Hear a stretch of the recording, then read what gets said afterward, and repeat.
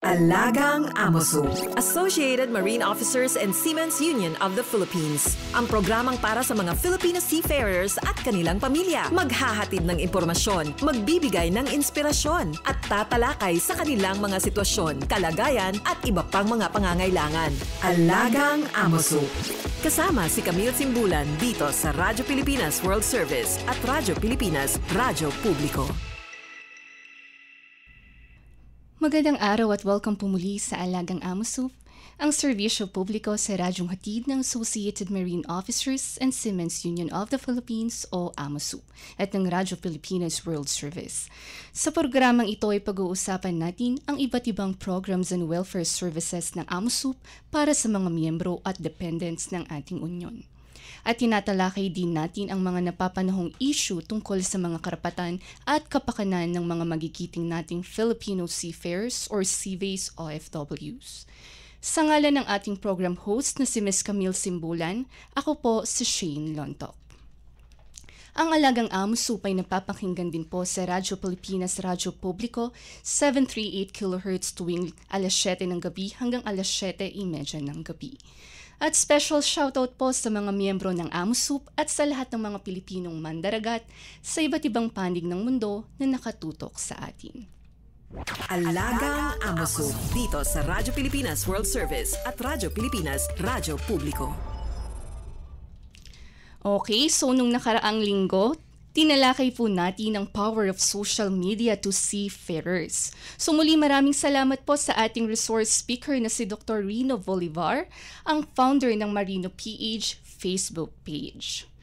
So ngayon naman po, pag-uusapan natin ang isang napakahalagang usapin, ang karapatan ng mga seafarers at kung paano ito ipinaglalaban ng AMSU.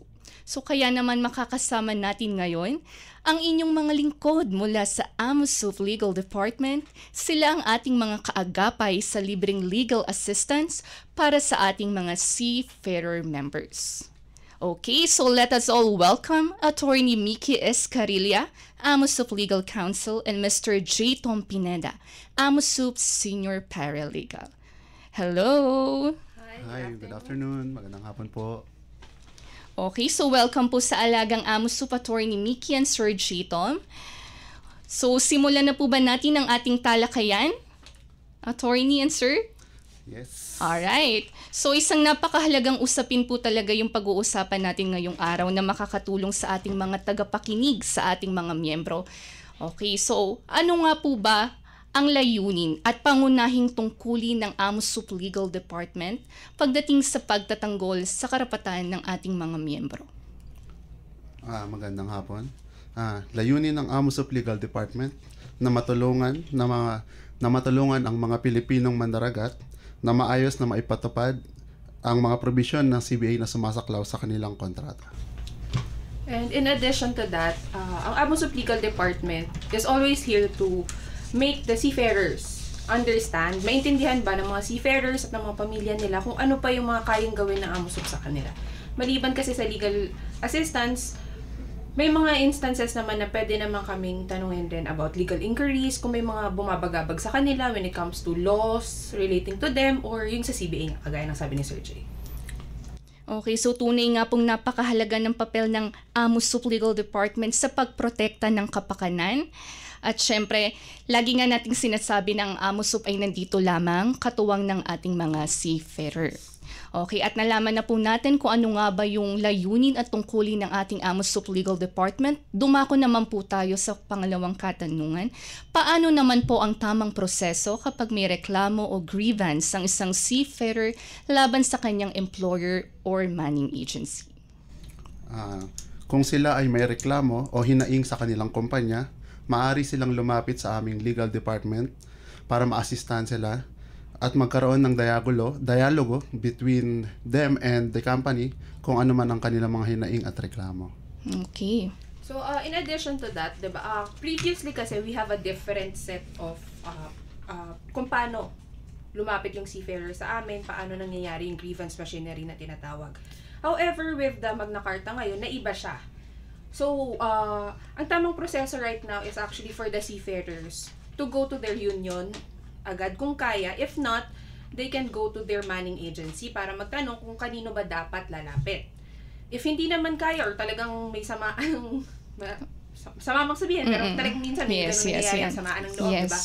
They can go, of course, sa mga agencies, government agencies like the DMW, the OWA, doon, maari silang magtanong kung kanino sila dapat lalapit, kung sino ang tamang lalapitan bago mag-umpisa yung grievance machinery na tinatawag. Okay. So very important po yung sinabi ni attorney, no? So unang-una pa lang, alam na natin dapat kung sino yung ating lalapitan para maging maayos at maging sistematiko yung proseso.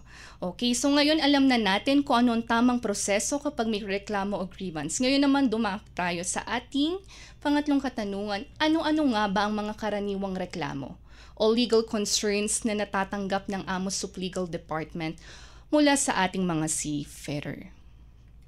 So, karamihan ng aming natatanggap na mga complaints o inquiries ngayon ay tungkol sa illegal dismissal o yung pagkatanggal sa kontrata ng maaga sa nakalagay doon sa kanilang kontrata. Isa na rin yung kulang na sahod o yung maling pagbibigay ng wages and salaries. So, dagdag din dito, pag nadisgrasya ang seaman, isa sa mga nagiging reklamo sa AMOSUP Legal Department ay yung tinatawag naming sick wages. Sick wages. Ibig sabihin, hindi na ibibigay yung kanilang monthly basic pay na dapat na kanilang natatanggap kung sila ay nagkasakit o nadisgrasya sa barko. To follow up lang po, Sir J. Tom, so yung sick wages, kailan po ba yan magsisimula? So, ang sick wages ay nag-uumpisa from the date na dumating sila sa Pilipinas hanggang matapos ang treatment or 120 days or 130 days, depende sa kanilang CBA na sumasakop o sumasaklaw sa kanilang mga barko. Ibig sabihin ba nun, Sir J. Tom, if ever na 120 days, 130 days natapos yun, so ano pong magiging? So, yun yung magiging basihan kung ilang buwang basic pay ang matatanggap nila. So, let's say na si seaman ay ginamot ng lagpas ng 120 days pero siya ay nakatanggap lamang ng 100 days na sick wages, dapat matanggap niya pa yung natitirang 120 or yung natitirang 20 sa 120 or 30 kung 130 yung provision ng CBA nila. So napakahalaga pong malaman yung mga mahalagang impormasyon na to para sa ating mga tagapakinig. So 120 or 130 days. Attorney? Usual kasi na tanong din, ilang tanong na yung lumapit sa amin, nagtatanong na, iba pa ba yung sick wages doon sa basic pay? Yes, sinasabi yes. ni Sir J.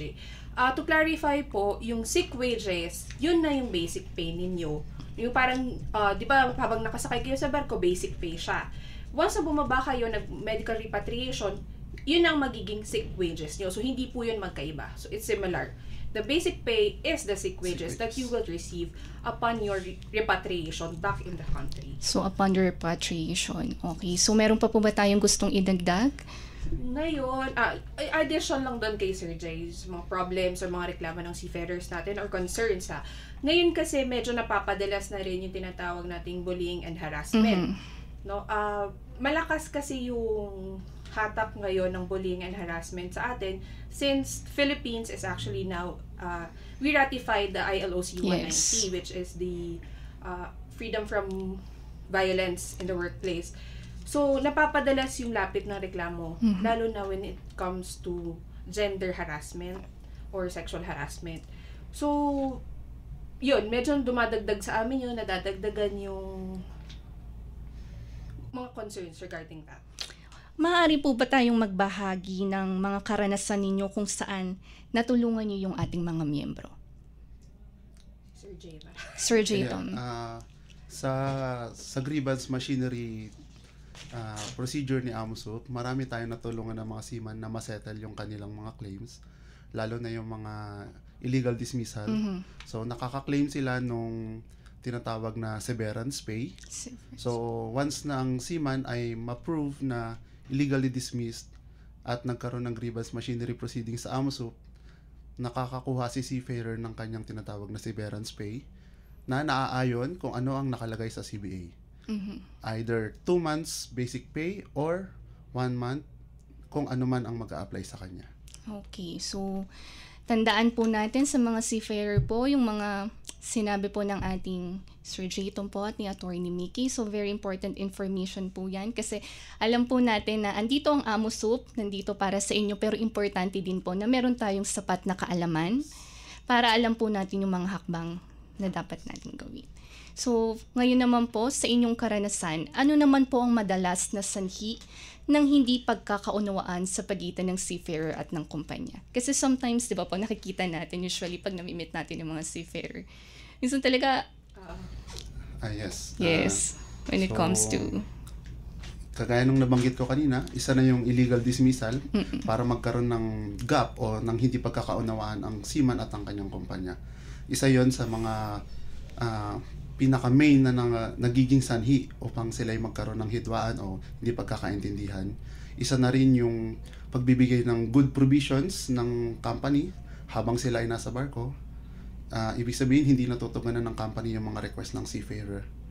So, isa rin yun sa mga nagiging rason kung bakit ang terms ni seafarer at ng kanyang company ay nagkakaroon ng lamat, kumbaga.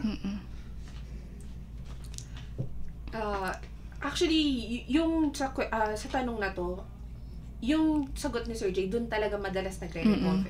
Most of the time is, yung kagustuhan nga ng seafarer hindi nakukuha. Which is, tama naman silang magreklamo. Pero we must also understand that hindi naman sa hindi ginagampanan siguro ng money, no? Pero rest assured naman na once they ask us for help or magtatanong sila sa amin, minimake sure naman natin na nakukot attention na yung manning agencies. Yes. Para matutugunan naman yung kailangan nila or mga kagustuhan. Yes. Okay, so ngayon naman po, ano ang dapat gawin ng isang seafarer kung siya ay na-early termination o hindi nakakatanggap ng tamang benepisyo ayon sa kontrata? Pwede din po ba nating malaman kung ano po yung ibig sabihin ng early termination? So, kung ating hihimayin yung early termination sa basic language, hindi nasunod yung actual na months o buwan ng kontrata. Ibig sabihin, si seafarer ay pumirma ng 9 months contract pero napauwi within 6 months. So, yun yung mga pwede nating ma-tag as illegally dismissed. Pero syempre, on our part sa legal department, kami nila Attorney Mickey, na mga hearing officers ng AMOSUP, our role is i-check kung illegally dismissed nga ba si seafarer. Kasi sa CBA natin, meron tayong mga clause doon na magpapatunay na si seafarer ay illegally dismissed. So may mga factors and may mga prerequisites tayo na dapat maabot ni seafarer para siya ay makapag-file ng illegal dismissal sa kumpanya. Okay. Ayun, kagaya ng sabi ni Sir Jay, it differs kasi talaga when it comes sa CBA. Hindi kasi siya hindi siya standardized. Meron tayong pare-parehong CBA, meron tayong magkakaibang CBA. So, maaari kasi na yung ibang seafarer, yung kilala nila, na pa-early dismiss because may nangyaring ganito.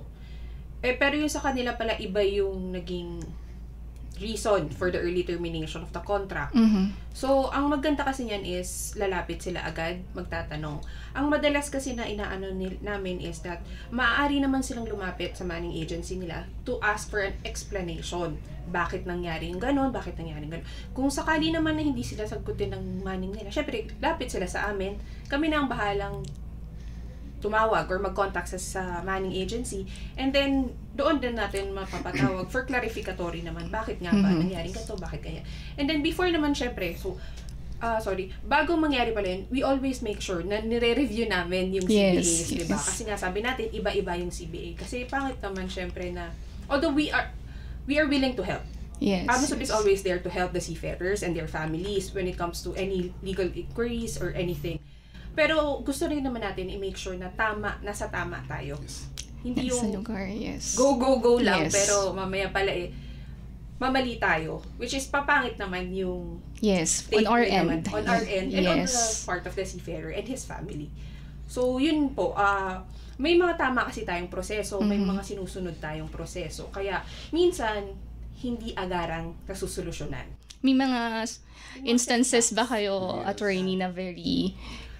Sadly meron. Kasi Okay. parang, Hindi siya mawawala. Filipino Yes. siguro, as Filipinos, gusto kasi natin minsan agarang solusyon. Yes. Which is, minsan, gustuhin man natin we did our part, but we're still waiting on the part of the other side. Yes.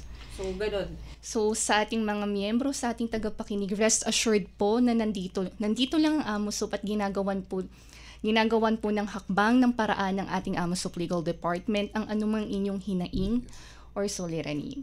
So, next na po tayo. Dumako na po tayo sa susunod na katanungan. So, very nice question. Paano po ninyo pinoprotektahan ang confidentiality ng mga miyembro na lumalapit sa inyo para sa tulong legal? So, bilang hakbang sa pag-assess ng reklamo o inquiry ng seaman, isa na doon yung ginagawa namin na pagpapapill up ng assistance form. Ngunit, hindi namin yun pinapadala ng buo sa mga money agencies.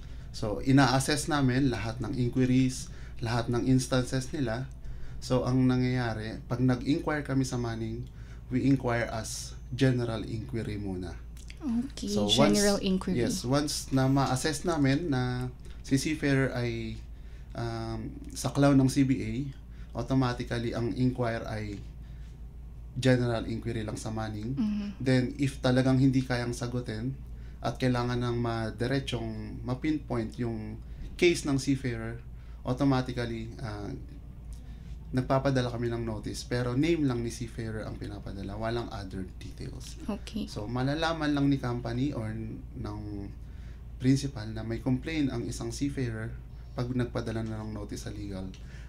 Other than that, lahat ng details or lahat ng kanyang mga impormasyon ay safe and secured sa database or sa data ni AMOSUP Legal. And sa AMOSUP, diba po, we're very particular pagdating sa privacy, right? Yes. So, napakahalaga sa atin ang tiwala ng bawat miyembro. Kaya't sinisiguro ng ating AMOSUP Legal Department na anumang personal o legal na impormasyon ay pinangangalagaan ng lubos na pag-iingat at respeto. Yes. In addition to that, AMOSUP being a compliant doon sa Data Privacy Act natin, we make sure na lahat ng details naman ilalabas kahit ultimo pangalan ng seafarer, may consent nila. Hindi tayo basta-bastang naglalabas lang ng pangalan, ultimo picture, minsan hindi nga natin mailabas, diba? We always ask for consent. Yun ang pinaka-importante kasi sa amin. So, and then, when it comes naman sa grievance machinery na magtatanong, confidentiality talaga is based pa rin talaga siya sa consent ng seafarer. Kasi, ultimo manghingi kami ng number sa seafarer, kailangan hinga namin ng consent para i-relay. Kasi hindi siya, sa amin babalik yan pag nagbigay kami ng walang consent nila. Yes. So, mahirap na sabihin na tayo na union, hindi natin kayang ngalagaan yung identity ng seafarers natin. So, rest assured naman po na lahat naman ng details na nasa amin ngayon, kakailanganin namin ng consent nila bago namin ilabas. Lalo yung mga very sensitive information. Yes. Yung mga... So, yung ating grievance machinery or legal assistance form ay modified na siya into the current Data Privacy Act. So, meron tayong mga consent form doon kung ano yung mga data na kino-collect natin sa kanila, para saan gagamitin, at saan ilalagay. So, under the supervision of our AMOSUP DPO team, so, we have included na yung tinatawag na consent form to gather the information, lalo na yung mga seafarer na illness ang questions, illness ang inquiries. So, hindi natin hinahayaan na lumabas sa ibang tao yung mga illnesses nila or mga injuries nila. Pinoprotektahan yun ni AMOSUP at make sure namin na yung kanilang mga forms ay legal team lang ang makakabasa. Handle with care. Yes, absolutely. Yes. So, para naman po sa susunod na tanong, so ano naman po yung mensahe ninyo sa mga seafarers na maaaring natatakot o nag-aalangan pang lumapit para ipaglaban ang kanilang karapatan? Ang aming mensahe sa mga Pilipinong mandaragat na miyembro ng AMOSUP ay huwag po kayong mahihiyang lumapit. Huwag po kayong matatakot na lumapit kasi po kami ang inyong union. We will make sure na you will get protected, you will get assessed, and you will be guided by the AMOSUP officers, including our president, including our head legal officers. So, wag po kayo mahihiyang lumapit at wag po kayo mahihiyang kausapin kami dahil kami po ay inyong union, kami po ay inyong kakampi at tagapangalaga. Yes. At ginawa po ng AMOSUP ang CBA para po kayo ay magkaroon ng protection hindi lamang po on board, pati po pag kayo po ay napababa na ng barko. Yes. In addition doon sa mga sinabi ni Sir Jay, sabi nga 'di ba is huwag mahihiyang magtanong. Yes. Yan. So, always open ang AMOSUP Legal when it comes to any queries. Except for, sabihin ko na, disclaimer, except for personal ha. Kasi minsan may mga lumalapit din na personal questions. Pero rest assured naman na lahat ng katanungan ninyo, i-review namin yan. I-make sure namin na ang sagot namin sa inyo ay kompleto, tama, at within the limits na ng CBA nyo or karapatan ninyo, hindi lang bilang mandaragat, kundi bilang isang Pilipino. Meron po akong naririnig na katanungan, no? Paano daw po, or saan po sila pupunta? Paano po kayo makokontak, or saan kayo matatagpuan ng ating mga seafarer? Yes. So, sa ating pong mga miyembro ng AMOSUP na mga mandaragat, ang legal department po ay nakabase sa Seaman Center Building sa Intramuros, Manila. Then, ang walk-in time po natin ay 8:30 to 4:30 p.m. Or maaari nyo po kaming makontak sa aming landlines na 8527-8491, local 840 to 843, or sa aming email na legal@amosup.org para sa inyong mga katanungan. Okay. Doon naman, syempre, sa mga seafarers na on board, meron naman kaming Facebook. Yes. Magtanong. And then, mag-follow po kayo sa ating Facebook accounts. Facebook accounts kasi fino-forward naman ang ating communications department sa legal yung mga legal queries na natatanggap nila. So, yun po. Okay. So, before po tayo magtapos, so gusto ko lang po itanong, this is not on the topic, pero kamusta po? Kamusta ang pagiging isang senior paralegal, attorney? On the part of the hearing officers ng AMOSUP, syempre, nag-a-adjust kami sa bagong provisions ng Magna Carta.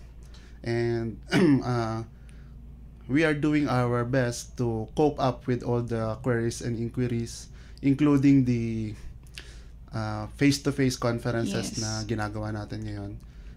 Sinusubukan din namin na maasistahan lahat ng seafarer na nagpupunta sa atin sa office para matugunan yung kanilang mga katanungan at mga queries nila regarding sa CBA or sometimes kahit personal cases. Yes. Nire-refer natin yan sa mga legal officers. So, as hearing officers of the union, grievance machinery, hearing officers, kami po ay nangangako na itatry namin best namin at gagawin namin yung best namin para matulungan namin kayo sa pagsunod ng bagong provisions ng Magna Carta for seafarers. Yes, kasi nakikita ko lagi si Sir J. Grabe yung table niya. Wow! Tapos nakikita ko siya sa lobby. Busy. So it's really a fulfilling job, right? Yes. Helping people, helping our members talaga na maging maayos ang kanilang buhay sa trabaho. Araw-araw, iba-ibang story ng buhay. Araw-araw, ibang instances. Experience, yes. Sa akin naman, as one of the legal officers, aside doon sa mga legal queries na pinapasa nila sa amin, minimake sure din namin na kung ano man yung mga bagong batas, bagong guidelines na ipapatupad ng government agencies natin, in accordance siya, syempre, sa mga batas ng Pilipinas at sa ILO, Maritime Labor Convention 2006. Kasi doon nababase, doon makikita ng lahat yung karapatan ng mga seaman natin.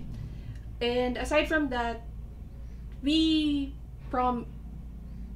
cannot promise. Yeah. We promise naman sa legal department that we are doing our best. Despite naman siguro sa nararamdaman ng ibang seafarers natin na akala nila kami ay ganto-ganto lang, hindi po. Ginagawa namin lahat na makakaya namin na maipaglaban kung ano yung nararapat para sa inyo at sa inyong mga pamilya. Kaya nandito po ang AMOSUP, nakikinig po kami. kung ano man ang gusto nating iparating sa governments, nakikinig kami.